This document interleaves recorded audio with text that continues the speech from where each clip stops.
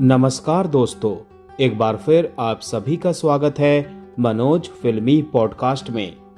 अमिताभ को अगर मुझसे बात करनी है तो उनसे कहो कि वो मेरे पास आएं, तब बात करें।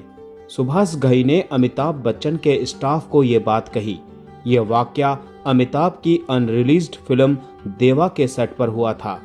क्या था ये किस्सा दोस्तों? आइए विस्तार से जानते हैं। लेकिन वीडियो में आगे बढ़ने से पहले प्लीज मेरे चैनल को सब्सक्राइब करके बेल आइकन को जरूर प्रेस कर दीजिएगा। तो चलिए दोस्तों, वीडियो को शुरू करते हैं। कर्मा फिल्म के रिलीज और सफल होने के बाद सुभाष घई ने 2 फिल्मों पर काम करने की प्लानिंग बनाई थी। वो 2 फिल्में थीं, देवा और राम लखन। देवा फिल्म को सुभाष घई हबीब नाडियाडवाला के साथ मिलकर प्रोड्यूस करने जा रहे थे और देवा में अमिताभ बच्चन, राजकुमार, शम्मी कपूर, ईला अरुण और मीनाक्षी सेसाद्री मुख्य और प्रमुख भूमिकाओं में थे। इस एक्शन इमोशनल ड्रामा फिल्म में अमिताभ बच्चन डाकू के रोल में थे। साल 1987 की 24 जनवरी को देवा का मुहूर्त भी हो गया था। दिलीप कुमार को मुहूर्त क्लैप देने के लिए बुलाया गया था। अगले 10 दिनों तक बिना किसी समस्या के देवा की शूटिंग चलती रही। शम्मी कपूर और अमिताभ बच्चन पर एक गाना भी शूट किया गया था जिसे किशोर दा ने गाया था। एक दिन ब्रेक के दौरान अमिताभ बच्चन स्क्रिप्ट पढ़ रहे थे ताकि अपने अगले सीन की तैयारी कर सके। अमिताभ ने अपने एक स्टाफ से सुभाष घई को बुलाकर लाने को कहा। अमिताभ दरअसल सुभाष घई से स्क्रिप्ट के बारे में कोई बात करना चाहते थे।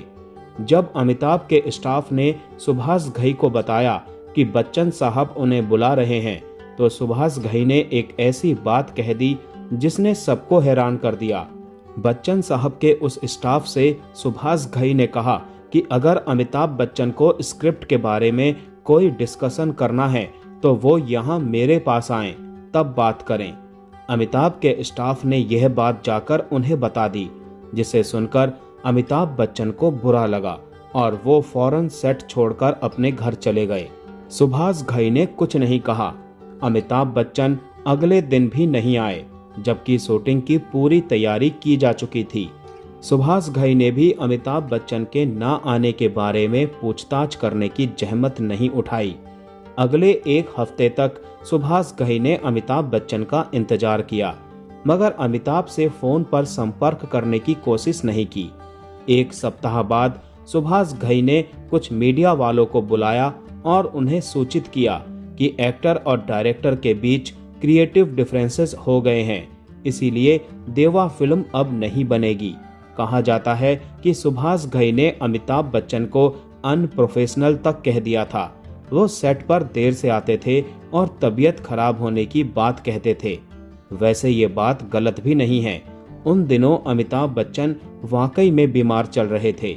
सुभाष घई को भी पता था कि अमिताभ बच्चन वाकई में बीमार हैं, मगर गड़बड़ तब हुई जब एक दिन हबीब नाडियाडवाला ने सुभाष घई को फोन पर डांट लगाते हुए कहा कि अमिताभ की तबीयत सही नहीं है, लेकिन तुम फिर भी उनसे काम कराए जा रहे हो। सुभाष घई को यह बात अच्छी नहीं लगी थी। सुभाष घई अमिताभ से डायरेक्ट बात करना चाहते थे, मगर वो हो नहीं पा रहा था। कभी अमिताभ की तरफ से हबीब नाडियाडवाला बात करते तो कभी अमिताभ के सेक्रेटरी शीतल जैन बात करते थे, जबकि सुभाष घई सामने बैठकर अमिताभ से बात करना चाहते थे। सुभाष घई ने अमिताभ पर अपनी डेट्स कैंसिल करके दूसरे प्रोड्यूसर्स को देने का आरोप भी लगाया था। खैर, अमिताभ बच्चन इस दौरान चेन्नई में शहंशाह फिल्म की शूटिंग कर रहे थे, तो फाइनली एक दिन सुभाष घई चेन्नई पहुंच गए। वहां अमिताभ बच्चन से मिलकर उन्होंने कहा कि देवा फिल्म वो बंद कर रहे हैं। अमिताभ बच्चन को लगा कि वो फोर्स कंट्रोवर्सी की वजह से शायद सुभाष घई ऐसा कदम उठा रहे हैं, मगर सुभाष घई ने उन्हें बताया कि वो देवा का स्ट्रेस बर्दाश्त नहीं कर पा रहे हैं।